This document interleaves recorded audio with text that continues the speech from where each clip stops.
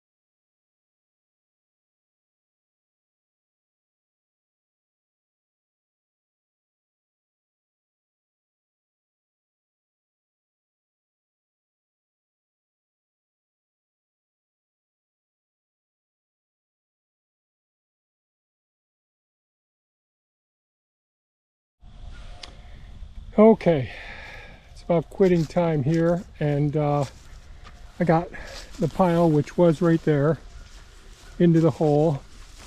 There's still more space here, so I'm going to get more material up there. There's brush and more of these boards have been sitting out there rotting for some time, I guess. And I'll pick up some of the rocks around here, the smaller rocks. The boulders are going to go around the pond, but some of the smaller rocks, and there's a whole bunch around this pile. And I'll use, on that end of the pile, there's a lot of the topsoil that I dug out of here, which is really rocky. See, lots of rocks in that. So I'll fit that in here as well. But tomorrow I'll bring up the hulk. We'll probably the grapple, the root and rock grapple on it, and get a lot of that material over there and get it into here. So we've got a fair amount of that mess picked up and in the hole. Several big stumps in there. Got a good sized pile as usual. And come on, Kevin, operate this gimbal.